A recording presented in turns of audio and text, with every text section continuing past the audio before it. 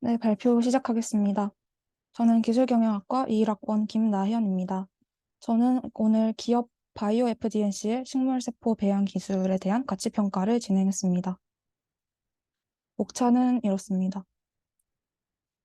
제가 가치평가한 대상 기업은 주식회사 바이오 FDNC입니다. 바이오 FDNC는 지속 가능한 바이오 배양 기술을 이용한 화장품 원료, 신약 소재 등을 다루는 R&D 전문 기업입니다. 2005년 설립되었고 주요 연역으로는 2015년 산업통상자원부의 신기술 인증 마크를 받았으며 2019년 세계 1위 향료 회사인 프랑스의 지보당과 해외 투자 유치에 성공하였습니다. 창업 17년 만인 2022년 올해 2월에 코스닥에 상장되었습니다. 대표이사는 지스트 생명과학부 동문 출신의 오상현, 정대현입니다. 본 가치평가는 바이오FDNC의 국내 화장료 시장 비즈니스 전략 수립 및 향후 사업 다각화 가능성 검토를 위한 것입니다. 가치평가 방법은 소득 접근법으로 하였습니다. 가치평가 시점은 2022년 11월입니다. 평가 대상 시장은 국내 과일 및 식물 추출물 화장료 시장입니다. 그 중에서도 세부적으로 식물세포 배양 기술을 적용하는 시장 중심으로 평가를 하였습니다. 천연 추출물 시장은 바이오 FDNC의 주요 매출처이며 식물세포 배양 기술 시장은 본 기업이 향후에 다각화할 수 있는 가능성이 충분히 있다고 판단이 되어서 이 두 기업이 바이오 FDNC의 가장 중요한 시장이라고 생각되었기 때문에 선정을 하게 되었습니다. 천연 추출물 화장료 시장 관점에서 주요 경쟁 기업은 더마랩과 코스맥스입니다. 이 두 제품은 주 기술 우월성 페이지에서 다시 다루도록 하겠습니다. 제가 가치 평가를 한 대상 기술은 스마트 RC 스퀘어라는 기술입니다. 이 기술은 세포 내 생리활성 물질 함량을 증가시키기 위해 고주파 장치를 이용해서 세포 내의 2차 대사 산물인 다이드 제인 이퀄 등의 함량을 증가시키는 세포 배양 방법입니다. 이 기술은 다양한 세포 생산에 광범위하게 활용될 수 있다는 장점이 있습니다. 현재 250여 종의 식물세포주가 개발이 되었고, 또 뒷슬라이드에서 한 번 더 설명할 텐데, 식물 캘러스라는 것을 추출해서 자연을 덜 훼손할 수 있는 보다 친환경적인 방식으로 세포를 배양할 수 있습니다. 국내와 미국의 특허 등록을 완료하였습니다. 스마트 RC 스퀘어 기술이 적용된 제품 중 에델바이스 캘러스로부터 식물 세포를 배양하는 과정입니다. 이 슬라이드에서 네 번째 단계를 보시면 고주파 장치가 사용되어 액체를 배양하는 것이 이 과정의 핵심이라고 할 수 있습니다.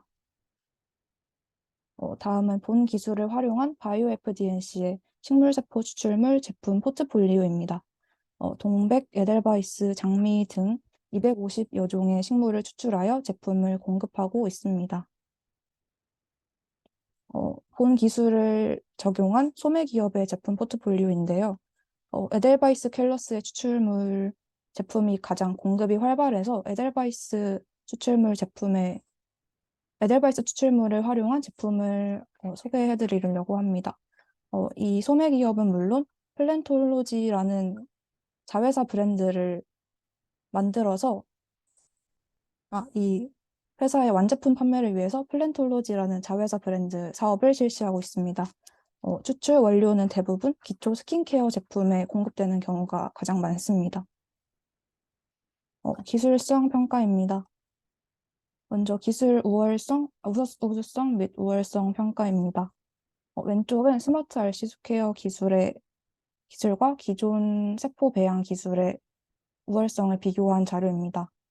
고주파 장치를 활용하여 비용을 절감할 수 있고 적용 식물종 범위가 넓다는 것이 장점입니다. 또 외부 물질 투입이 불필요하고 최종 대사 산물이 크게 증가한다는 점에서 우수성을 띱니다. 오른쪽에 보이시는 표는 그 기술을 적용한 제품을 비교한 표입니다. 더마랩의 그린 토마토 앰플의 경우 핵심 기능의 효과를 보지 못했다는 후기가 굉장히 많았습니다. 코스맥스의 9달 청귤 세럼 또한 피부 보습 효과가 부족하다는 등의 한계점을 가졌습니다. 플랜톨로지 세럼의 경우 낮은 인지도와 판매량이 적어서 많은 후기를 보유하지는 못했지만 친환경적인 측면과 개인 맞춤형 옵션이 있다는 점에서 소비자에게 긍정적인 반응이 있었습니다.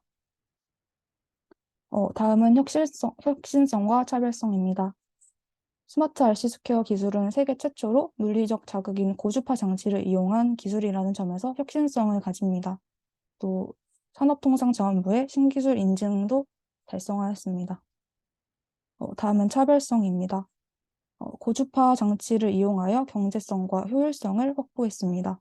우측의 그래프를 통해 물리적 자극으로 폴리페놀 함유량이 대폭 증가한 것을 알 수 있습니다.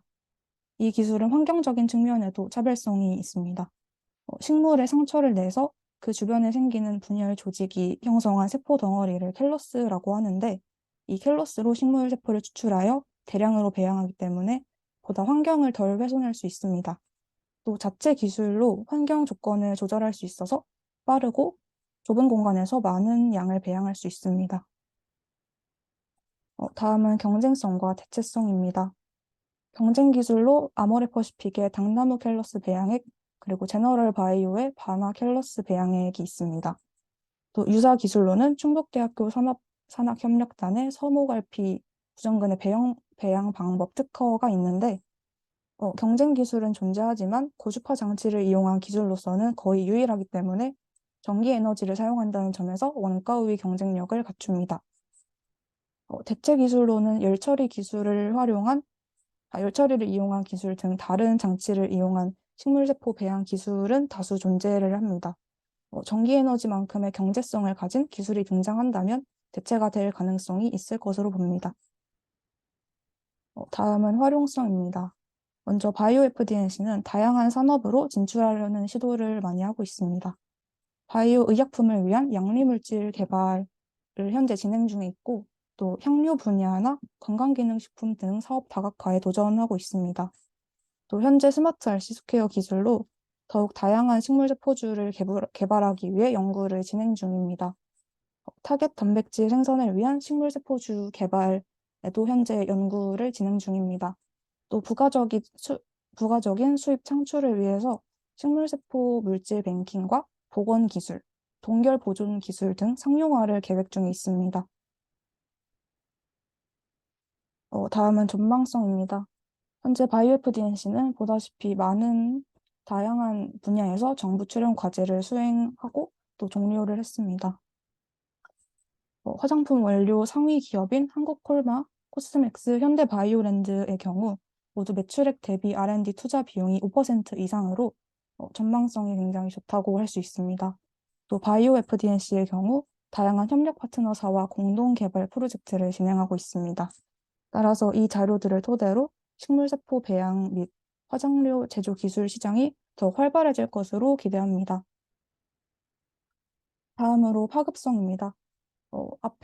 앞서 설명드렸던 활용성이랑 겹치는 부분이 조금 있는데 현재 바이오 치료제 개발을 진행 중에 있고 또 향료나 건강기능식품 또 나아가서는 식량 자원에 관한 분야까지 다양한 분야로 진출을 가능합니다. 또 진부화 가능성의 경우에는 국내 화장품 OEM, ODM 상위 기업이 코스맥스, 한국콜마, 코스메카라는 기업이 있는데 이 기업들이 국내 시장 점유율의 약 40%를 차지하고 있어서 시장 점유율이 상당히 높다고 할 수 있습니다. 그러나 신기술 기반으로 하는 중소기업이 다수 등장하고 있어서 또 비용을 낮추는 신기술이 등장한다면 진부화될 가능성이 높다고 보고 있습니다. 아래는 세포 배양 기술 관련 상위 기업의 특허 등록 현황입니다. 다음은 권리성입니다. 현재 바이오 FDNC의 총 등록 특허 107개 중 식물세포 배양 기술에 관한 특허 목록입니다. 상위 두 특허가 스마트 RC 스퀘어 관련 핵심 특허라고 볼 수 있습니다. 다음은 유사 특허를 살펴보겠습니다. 식물세포 배양 기술을 이용한 화장료 제조 특허가 소수 존재하는데 또 해당 특허를 다수 보유한 기업은 아모레퍼시픽과 바이오 FDNC가 거의 유일하다고 볼 수 있습니다. 양리물질 등 타 산업에서 이 기술에 관한 특허가 다수 존재를 하지만 고주파 장치를 활용한 기술은 전 세계적으로 거의 유일하다고 볼 수 있습니다. 최대 유사도는 66.9입니다. 특허 기반 기술 수명 주기는 8.36년이고, 또 독창적인 방식의 기술로 모방이 용이하지 않은 것으로 보고 있습니다. 특허 시장 현황을 살펴보면 다른 식물 세포를 같은 기술로 배양하여 특허를 여러 개 등록하는 경우가 있습니다. 하위의 제너럴 바이오 사례를 보시면 각기 다른 식물을 같은 방식으로 추출하여 특허를 여러 개 등록한 것을 볼 수 있습니다. 다음은 시장성 및 사업성 평가입니다. 해외 천연 추출물 시장에 대해서 알아보겠습니다. 먼저 왼쪽의 그래프를 통해서 기능성 화장품 시장의 잠재력이 굉장히 높은 것을 알 수 있습니다. 또 천연 퍼스널 케어 제품 시장에 대한 연구 개발 투자가 증가하고 있습니다. 오른쪽 그래프는 글로벌 천연 화장품 및 스킨케어 시장의 규모를 나타낸 것으로 타겟 시장의 규모가 굉장히 성장하고 있음을 알 수 있습니다. 다음은 식물세포 배양 시장 기술 현황입니다. 파이브폴스 분석을 통해서 공급자들의 경쟁이 좀 치열하고 또 대체제의 위협이 굉장히 높은 것을 알 수 있습니다. 반면 기존 공급업체의 강력한 기반 구축으로 잠재적 진입자의 위협이 낮다는 것을 알 수 있습니다.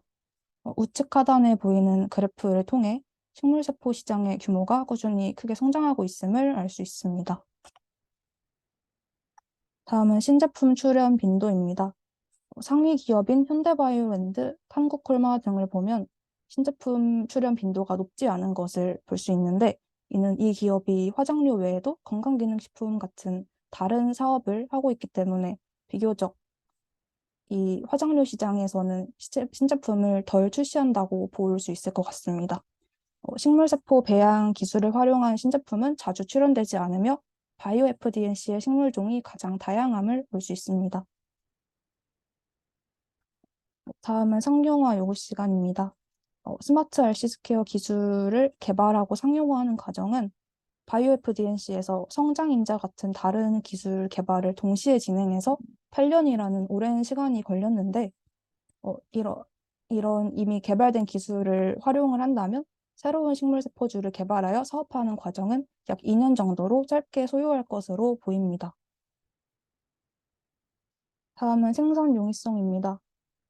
제조업 평균 공장 가동률이 70%인데 바이오 FDNC의 공장 가동률을 60%에 못 미치는 수준으로 생산 실적이 좀 낮다고 볼 수 있습니다.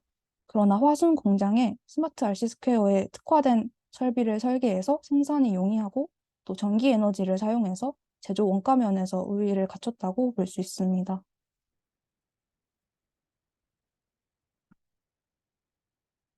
다음은 경제적 수명입니다.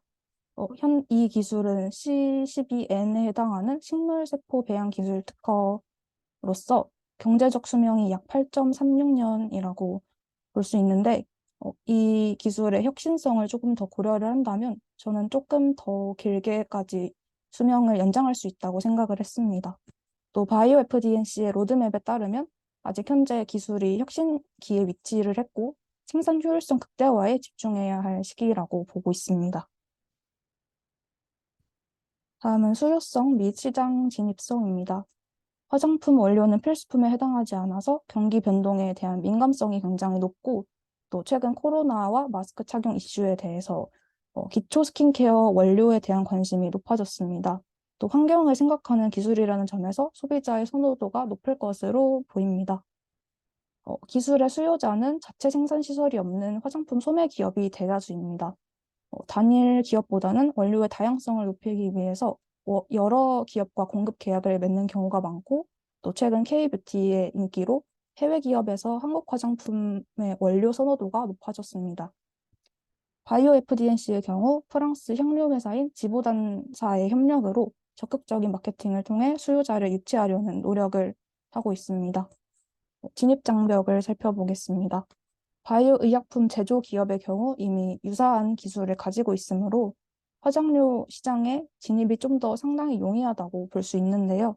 그러나 코스맥스 같은 상위 기업이 시장 점유율을 크게 차지를 하고 있기 때문에 신규 기업의 경쟁이 더 치열하다고 볼 수 있습니다. 따라서 원가 우위와 마케팅 경쟁력을 갖추는 것이 중요하다고 봅니다.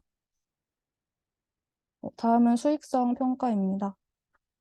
예상 시장 점유율 및 수익을 살펴보겠습니다. 원료 물질 특성상 매출처가 한정이 되지 않고 다양하며 굉장히 안정적인 거래 관계를 유지하고 있습니다. 이러한 거래 관계를 바탕으로 신제품에 대한 매출처를 확보를 할 수 있고 매출이 더욱 늘어날 것으로 기대를 합니다. 또 2020년에 지보단 회사와 유통 채널을 통해 글로벌 시장에서의 거래가 크게 증가할 것으로 예상을 합니다. 다음은 영업이익성입니다.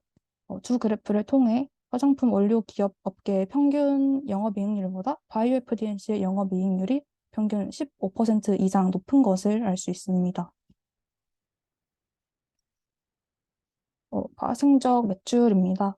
확장 범위로는 수평 확장으로 양리물질, 향료 분야, 그리고 건강기능식품 분야가 있고 또 식물세포 뱅킹 등의 신사업을 통해서 파생적 매출을 기대할 수 있습니다. 바이오 FDNC는 정부 출연 과제 연구 보조금과 그리고 코스닥 상장을 통해 자금 조달을 하고 있습니다. 파생적 매출은 대부분 공장 부지나 기계 장치에 지출할 예정이고 연구개발비는 2020년 이후 감소하는 추세입니다. 따라서 향후 매출액 대비 연구개발비의 비중이 낮아져서 수익이 오히려 늘어날 것으로 기대를 하고 있습니다. 마지막 기술가치평가입니다.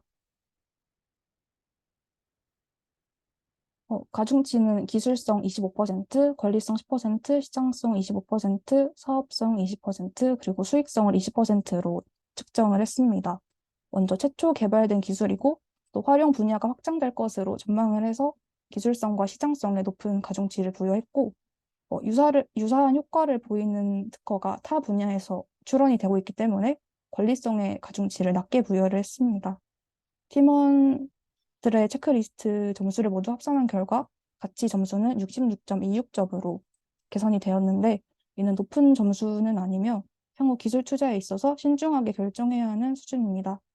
체크리스트를 살펴보면 기술성과 수익성이 평균 3.5점 이상으로 가장 높고 시장성이 2.9점으로 가장 낮음을 알 수 있습니다.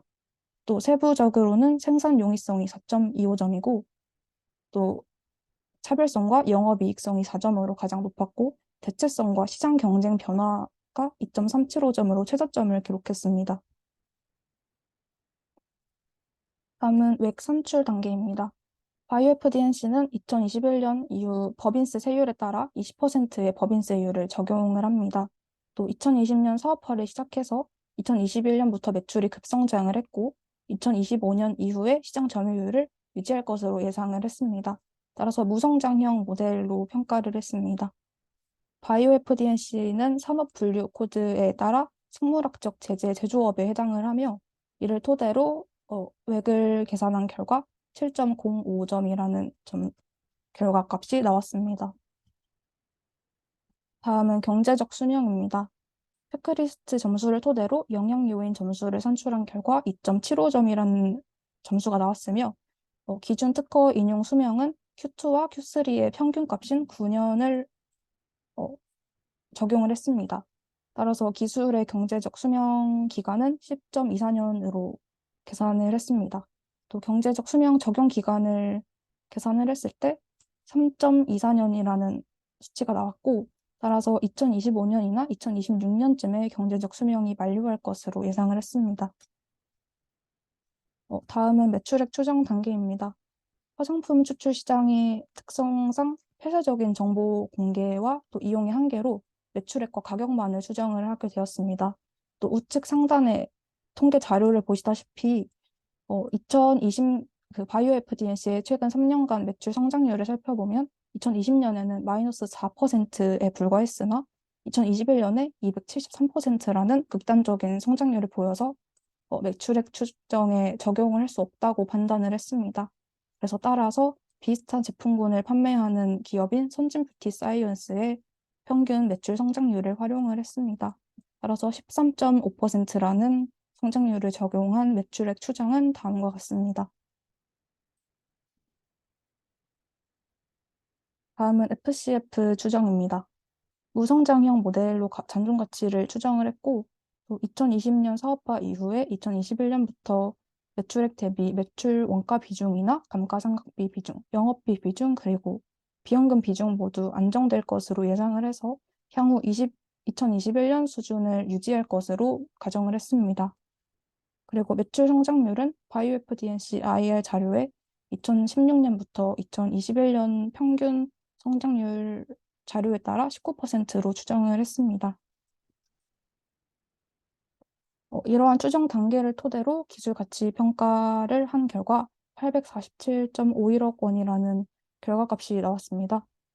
평가상 한계점은 매출액 추정 시 타 기업의 매출 성장률을 적용해서 신뢰성이 다소 떨어진다는 점과 또 산업과 정책의 상황이 변하는 경우 기술 가치의 변동 가능성이 있다는 점, 그리고 평가자 개인의 주관이 개입했다는 점, 마지막으로 사업 보고서 자료의 부족으로 정보 이용의 한계가 있었다는 점입니다. 어, 따라서 이 기업은 기술 가치 평가 체크리스트 결과를 토대로 취약점을 개선을 해야 하며, 또 기업 투자자는 기술 가치 평가의 위험 요소를 고려해서 본 가치 평가 결과를 활용을 해야 할 것이라고 판단했습니다. 이상 발표 마치겠습니다. 감사합니다.